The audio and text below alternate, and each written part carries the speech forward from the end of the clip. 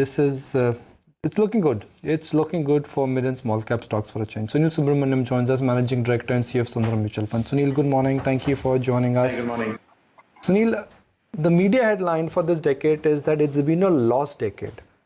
In a lost decade, Nifty has given you 150% return.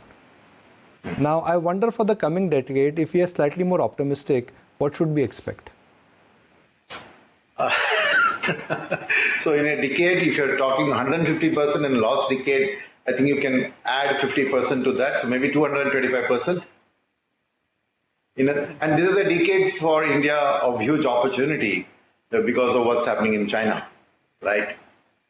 Okay, that's the optimistic. Sunil Subramaniam. Now let's get realistic. The handover from this decade to the next decade is the following: GDP has plunged to sub 10% nominal growth, which has not happened. Investment cycle is completely broken down. The real estate sector, for lack of any better word, is almost in a gutter. And there are serious challenges of credit and serious challenges about the way investment cycle is moving. So what is bad in this decade could become terrible in the coming decade. And if that happens, what happens to the market? No, see, I think two things. That what if that? I don't think that it can get worse than this, because the proximate events which caused all the actions that you're saying is a part of the growing pangs of the economy. And I think that definitely you're not going to see, maybe you'll have a quarter or two more of slow GDP growth, but the longer term trend is definitely not going to be of a 4% real GDP growth for the entire decade. So I would still say this coming decade, the GDP growth would reset at a higher number. I think this decade would probably be at about 7.1% or like that in terms of CAGR of the GDP. We should definitely end up at about 7.5% is my take on that. Second is, what if whatever you say comes true? So I think the key is that even if you were to significantly fall for some time, the possibility that that fall will last for longer than a year or a year and a half is highly unlikely, because the sheer force of the demographic situation. We have 117 million people coming into the working age in this next decade. And while the challenge is to provide jobs, the sheer pressure of such a population will drive down wage costs, will make foreigners look at India in a different light. The difference in per capita income between India and China is a staggering 5 times. We are at 2,000, they are at 10,000. So as you can see, the per capita income translates into per capita wages, right? So the wage cost of India, the supply of labor of India, we have to get our land and labor reforms right, which is where I'm saying give it a couple of years for everything to be fit and proper. But sheer theory of comparative advantage of nations, right? If you read Michael Porter, you read our own C.K. Prahlad, will drive the world towards India. So I don't think that, and that's the reason all the liquidity that's coming into the market from foreigners, despite all this bad news, why are foreigners going on pumping money into India? Because they are reading these tea leaves of the future. And domestic investors, we've seen a huge inflow, right? In a 10-year period that you talked about, let's break the tenure into the middle of the decade. Like 2004 to 14, the mutual fund industry, for example, got about 85,000 crores of inflows. In 5 years, we've got 6 lakh crores. That's 7x of that money. You're saying me that what's happening is that, first of all, people are realizing that bank deposits are not the only place to put your money. Mutual funds are unattractive. But think about this, that there is money with people. The reason consumption is slowing down is because they're not willing to spend, not that they are not able to spend. So a small shift of this savings potential into consumption would make a big difference. So the key point I'm trying to make, Nikunj, is that these fundamental factors are irrefutable factors. They are not things that are going to change. The population is already born and playing in the streets of the working age group over the next decade. So in the light of that, right, to imagine that we will end up with a sub 10% GDP for the next decade, it means that India is going to go into a civil war, into chaos, and we'll be like a broken nation. So I think that's too frightening thought process to really sit down and think about and plan for.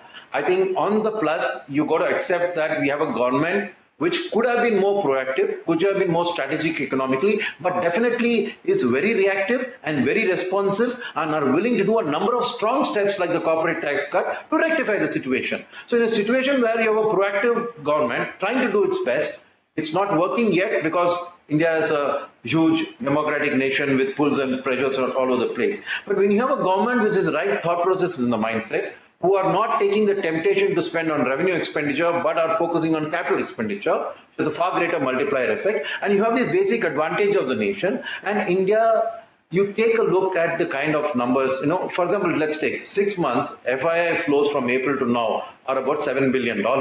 In the same 6 months, we've got $35 billion of FDI. So it's not like capital, permanent capital into India is not a challenge. The point is, it's probably coming now into your Swiggies and your startups of the world, but to switch that into manufacturing is a challenge in front of us. But India is not a place where people are scared to put money. So I think capital from foreigners abroad is key for us. And we have all the other building blocks in place. So I would say whatever be the short-term tensions, we see this not happening, that not happening, we have to look beyond the current troughs, beyond the current roadblocks, beyond the current speed breakers or the potholes into the future. And I can only see a superhighway in front of me for the next decade. Okay. While private banks have remained in focus, PSUs, Sunil, do continue to lag, and we have been discussing whether or not they're going to start to catch up. What's your view on that, and also on some of the mergers that we've been waiting to play out?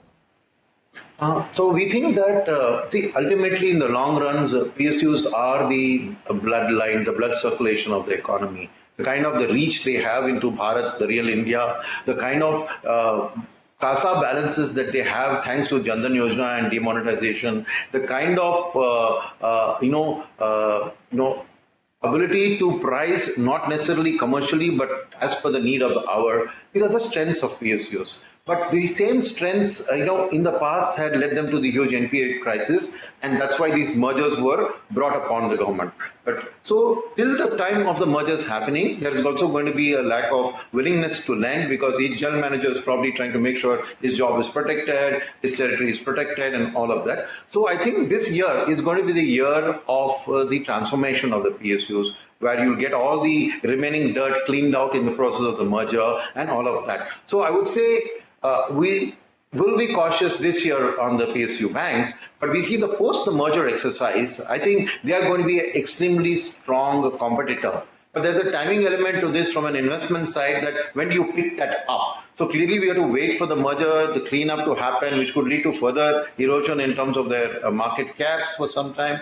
So I would say this year is a year of caution, but definitely in the long run, the winners among the PSU banks, and that's the other issue, that it's hard to pick the winner in the merger exercise.